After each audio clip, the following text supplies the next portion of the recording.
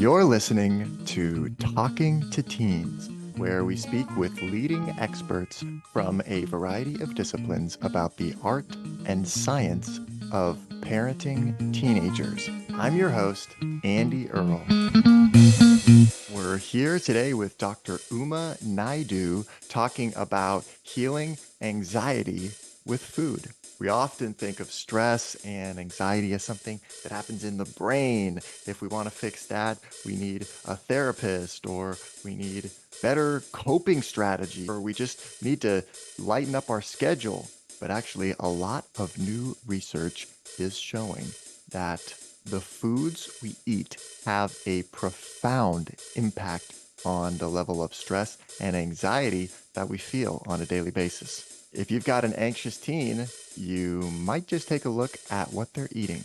Dr. Naidoo is a board-certified psychiatrist, professional chef, and nutrition specialist, and she's the author of This Is Your Brain on Food and the new book, Calm Your Brain with Food. Dr. Naidoo, welcome to the Talking to Teens podcast. Thank you so much for being here today. Thanks so much, Andy. Thanks for having me. I am super excited. Your writing has got me thinking about the brain in a much more expanded way, and I'm so excited to talk to you about it. I'm excited to talk to you too. Talk about the gut-brain connection. I think of these things as separate things, food and the brain, different systems, different parts of the body, not connected. Talk to me about where this idea comes from that they're so linked together. You're not alone in that, Andy. Many people don't realize that the gut and brain are connected. And eons ago, the father of modern allopathic medicine, Hippocrates, spoke to this connection, but the science and the research had to follow.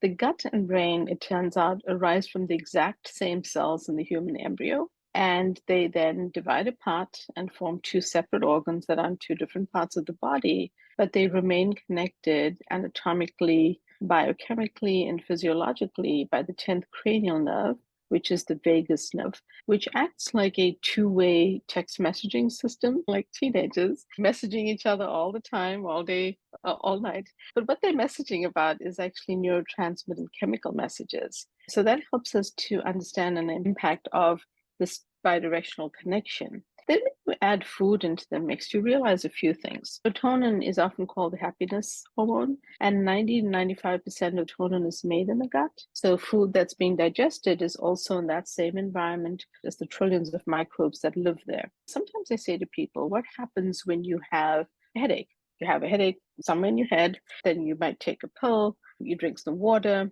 and you'll hope in 10 to 15 minutes the headache goes away. But I say to people, let's take a step back. You took a pill and you swallowed it, went to your digestive tract or your stomach, but it's working on your head. How does that work? And then they're like, oh, I didn't think about that. But it also helps to really unpack the fact that in a similar but more complex way, the food that we eat is broken down in the digestive system, interacts with trillions of microbes, interacts with the serotonin receptors, and can also, over time, impact the connection through to the brain. So it just helps us understand that the food-mood connection exists as well.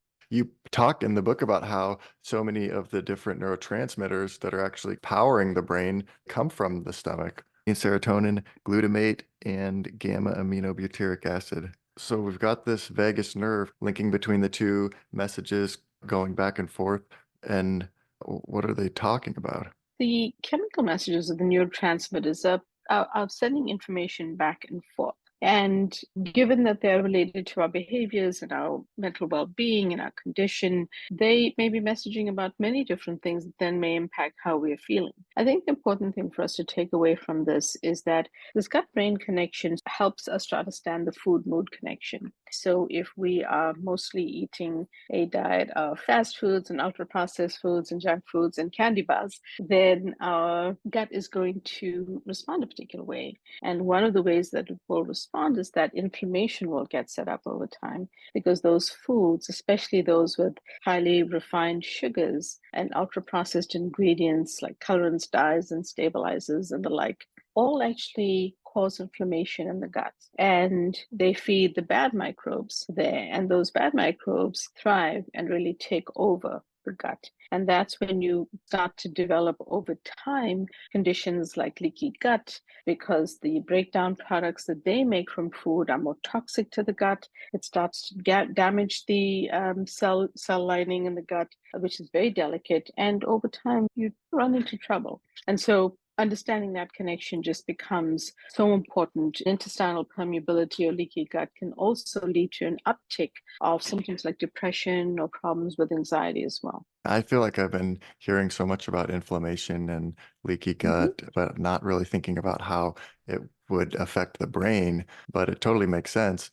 We're eating these foods causing inflammation in our stomach, then it's percolating up to our brain, and then to fix it, I'm having brain fog. I need to focus, so let me drink some more coffee, or I'm not feeling so great. Let me have a beer, not a helpful cycle. One thing you talk about a lot is glycemic load carbohydrates. We are understanding more and more that our mental health and our metabolic health are connected. So when you have these higher glycemic carbohydrates, and depending on how you interpret food and your understanding of nutrition, these foods can be the more highly sugared, more highly starchy foods. And they can be problematic because not only do they drive toward things like insulin resistance, potentially over time, if you eat a lot of those and you're only eating those foods, potentially towards type 2 diabetes and things like that. You really want to keep them at bay and not consume as much of them. So if you think about nutritional psychiatry, in my new book,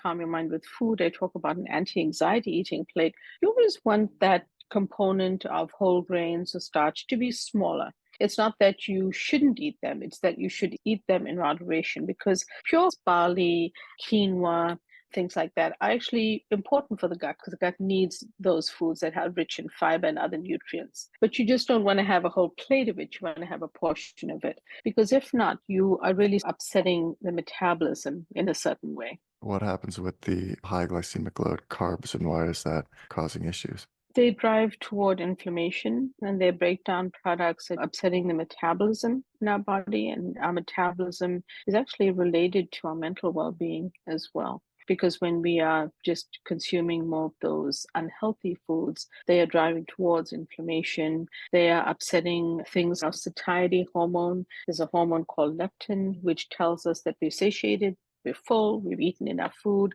And by eating the wrong foods all of the time, we start to upset the balance of this hormone, and it stops working. It stops telling us that we're full, so we continue eating more. And as we eat more, we taking in more calories, we may gain weight, we may run into problems, and you start to impact and impair your metabolism. So it's an orchestra. There are many different parts of the body that are working together, and we want them to work in synergy than work against one another. So instead of sugary foods and sugary drinks, are we better off with artificial sweeteners? Not necessarily. There are some newer artificial sweeteners where they seem more promising, but many of the artificial sweeteners and diet sodas and low sugared foods are quite problematic to the gut, so they're not ideal. If you do have an artificial sweetener, have less of it. Try to not depend on it, and certainly soda and diet soda are not great options anyways for many different reasons, including the artificial sweeteners and then the added sugars and high fructose corn syrup in the sodas. The overall arching principle is the more times that we can move toward healthy whole foods and away from processed, ultra processed foods that have a lot of sugar, unhealthy fats, things like that, the better our brain is going to be. And the healthier our brain is, the healthier our mental health is. Oh, it makes sense. It sounds so simple when you put it that way, but it's so cool in the book. You dive so deep into the research on so many different specific types of foods and how they affect your mood in different ways. And one thing you talk about is you just mentioned briefly, but fats come up a lot and fried foods. You talk about good fats that are actually helpful to your mood and your brain, and bad fats that are detrimental. What's the difference? So, healthy fats are things from avocado, olive oil, nuts, and seeds. These can contain fats like omega-3 fatty acids, which are also contained in foods like wild caught salmon. The unhealthy fats are the ones that are, say, in shelf stable baked goods. If you ever go and you're picking up pastries that you can eat today, or you can eat them next week and they're going to be fine, those usually have trans fats and hydrogenated oils that make them shelf stable.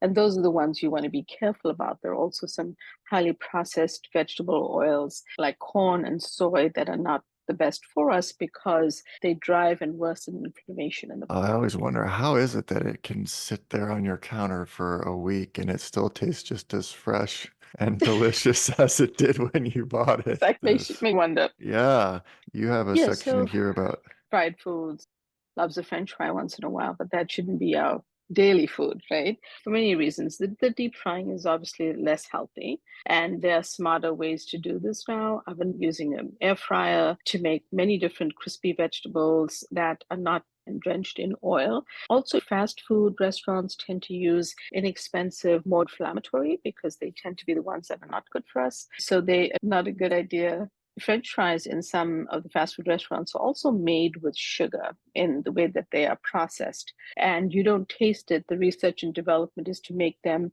really hyper palatable. So we not only want the bigger size, we want to go back the next day and get more. Just being aware that fried foods are not good and that some products that are processed have these other ingredients that are less healthy for us. It's just helpful information for us to have so that we make more mindful choices in the meals that we're eating. wow, it makes me think French fries are some of the worst things. You got the high glycemic carbohydrates, take the worst fats we can, and then fry it all together, douse it in salt. Yeah. Yum.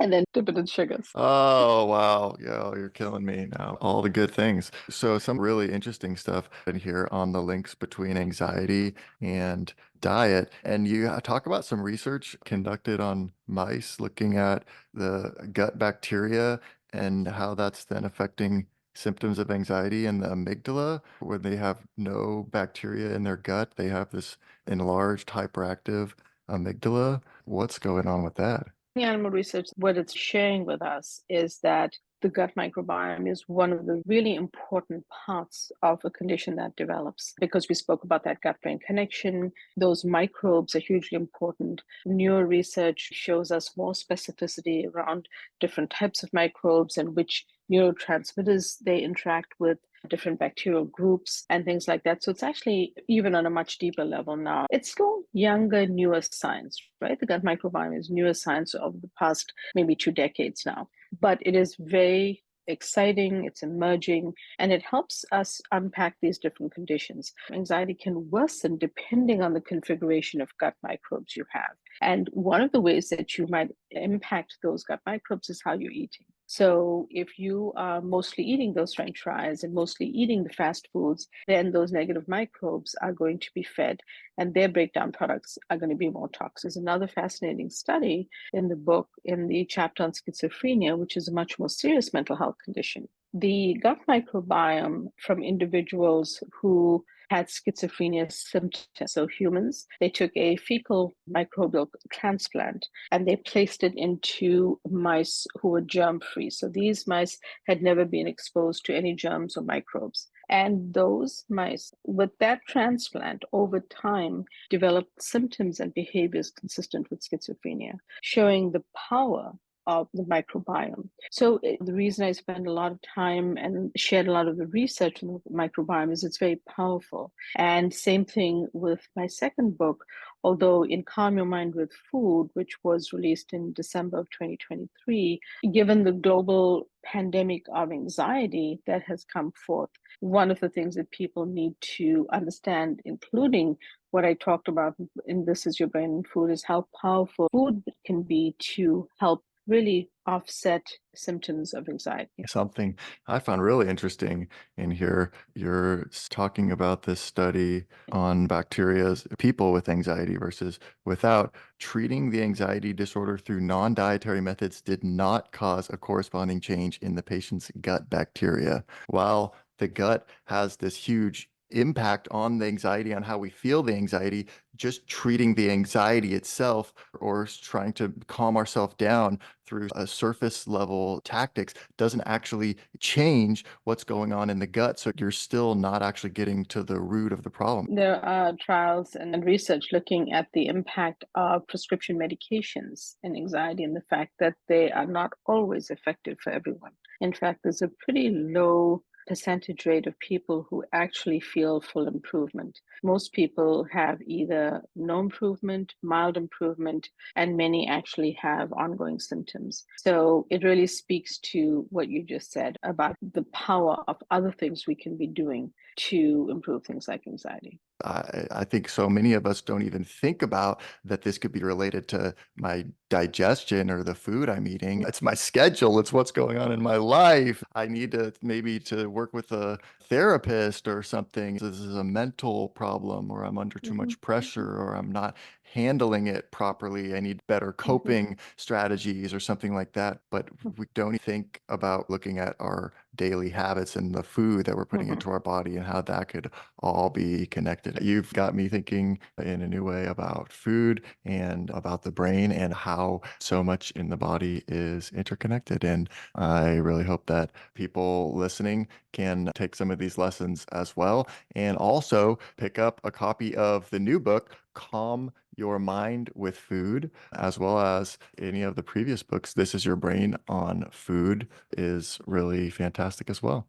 Thanks so much, Andy. I really enjoyed talking to you. Great Thank, questions. thank you for coming on the show today. Really appreciate you being here. It's been so enlightening and interesting. Where can people go to find out more about what you're doing or follow updates from you? Go to my website, umanaidoomd.com, and first and foremost, sign up for my newsletter, where you can get weekly updates on different foods from me and have a connection to what I'm doing. You can also follow me on social media at Dr. Umanaidu, where you'll get updates from me about my newsletters. And I talk about a specific new and different food each week, the science behind it, and how to use and eat that food to feel better. So check that out. And the book, This is Your Brain on Food, which is really a sister book to calm your mind with food. It really dives deeper into a holistic and integrated approach, anxiety being the most common mental health condition. The two books go together.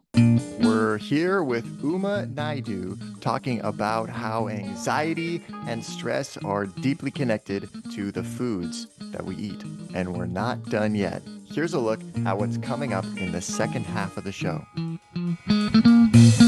You talk about a study of eating a healthy and nutritious breakfast versus not Yes. eating it, and how having that breakfast has measurable effects on people's ability to focus and their cognitive Mm-hmm. performance hours Yeah. later in the day. Magnesium is so powerful. It's being used and needed in 300 to 600 biochemical reactions in the body. A deficiency can actually make us feel quite anxious. And many Americans are deficient in magnesium. Individuals who have conditions like ADHD and problems with focus, they may be a little sensitive to the A1 milk caseins and therefore want to be careful about that and maybe consume the A2 milk. I could definitely see as a parent of a teenager thinking, actually, maybe we don't want too many more libido foods around the house. Our teen is horny enough as it is, too much pistachios, or maybe no more pomegranates. Want to hear the full interview? Sign up for a subscription today.